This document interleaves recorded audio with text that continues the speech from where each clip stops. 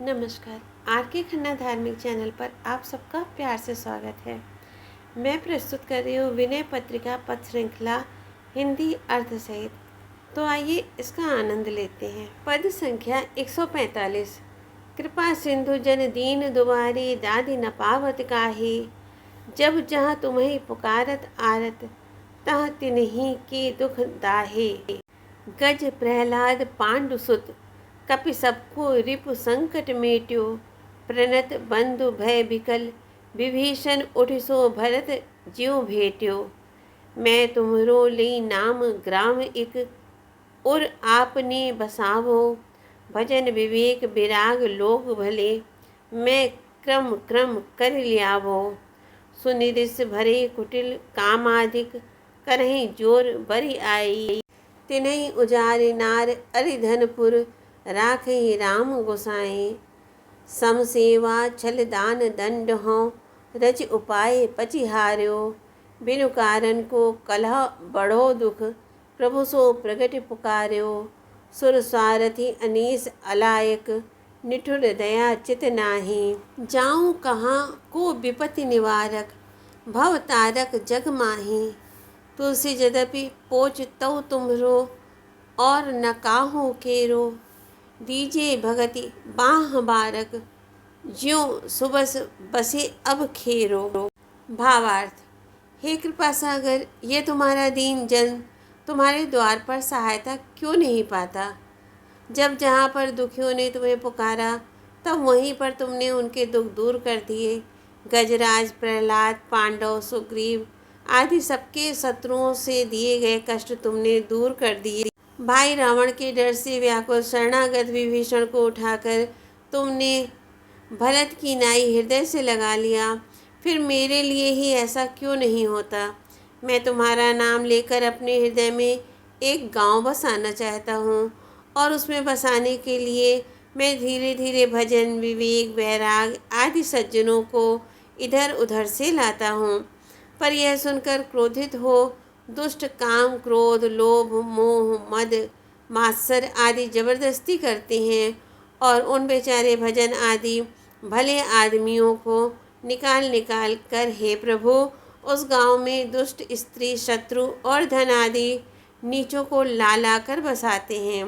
साम दाम दंड भेद और सेवा टहल करके तथा और अनेक उपाय करके मैं थक गया हूँ।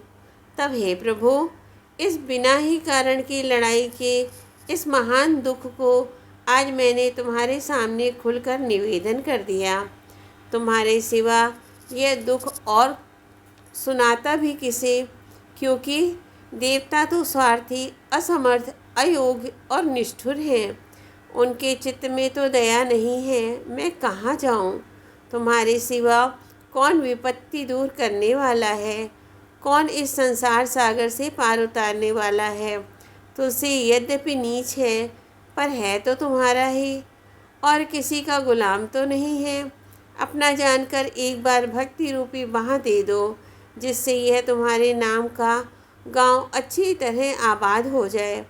अर्थात हृदय में तुम्हारी भक्ति के प्रताप से भजन ज्ञान वैराग्य का विकास होकर काम क्रोध आदि का नाश हो जाए। ओम नमो भगवते वासुदेवाय। श्री हनुमते नमः। जय श्री राम। पद संख्या 146। हो सब विधि राम रावरो चाहत भयो चेरो, ठौर ठौर साहबी होत है ख्याल काल कल केरो।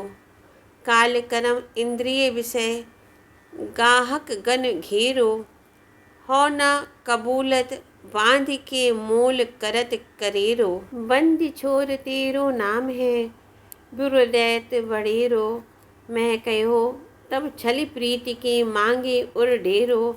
नाम ओट अब लगी बच्यो मल जुग जग जीरो, अब गरीब जन पोषिए पाइबो न हीरो। जेहि कौतुक बक खग स्वान को प्रभु न्याव निवेरो, तेहि कौतुक कहिए कृपालो तुलसी है मेरो। भावार्थ। हे राम जी, मैं सब प्रकार आपका दास बनना चाहता हूँ, पर यहाँ तो जगह जगह साहबी हो रही है। भाव यह है कि मन और इंद्रियाँ सभी मेरे मालिक बन बैठे हैं। यह सब कली काल के खेल हैं। काल, कर्म और इंद्रिय रूपी ग्राहकों ने मुझे घेर रखा है। जब मैं उनके हाथ बिकना कबूल नहीं करता, तब वे मुझे बांधकर मुझ पर कड़ा दाम चढ़ाते हैं, अर्थात जैसे तैसे लालच दिखाकर अपने वश में करना चाहते हैं।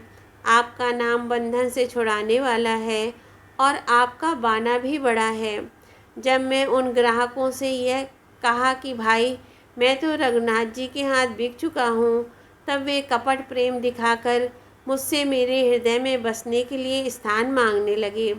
यदि उन्हें स्थान दिए देता हूँ तो अभी तो वे दीनता दिखा रहे हैं, पर जगह मिल जाने पर धीरे धीरे उस पर अपना अधिकार जमा लेंगे।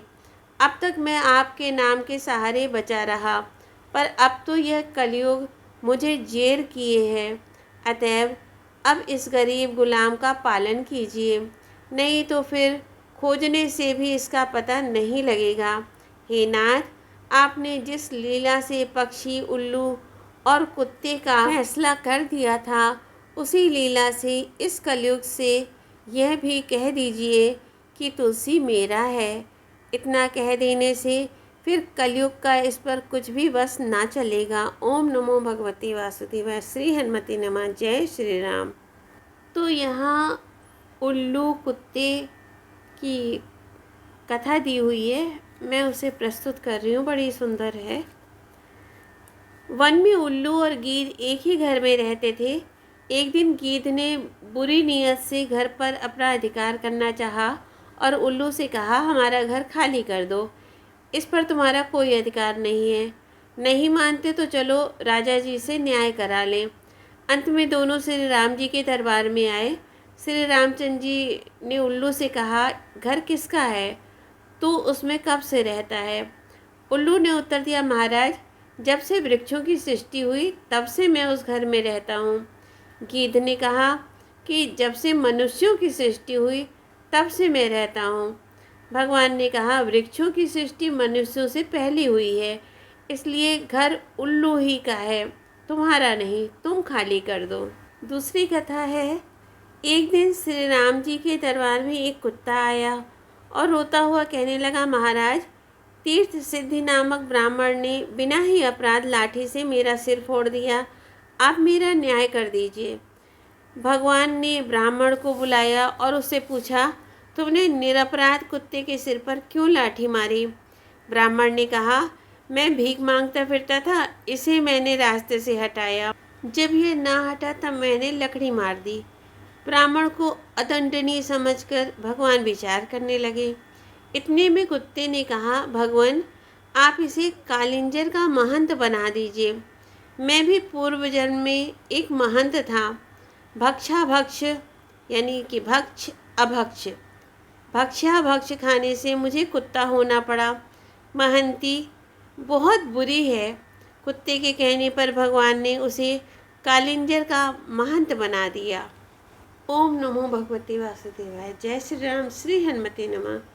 तो मित्रों, भक्तों, कहना अच्छा तो नहीं लगता, लेकिन ड्यूटी बनती है, कहना है कि पदों को सुने, पढ़ें और शेयर करें। धन्यवाद। ओम नमो भगवते वासुदेवाय।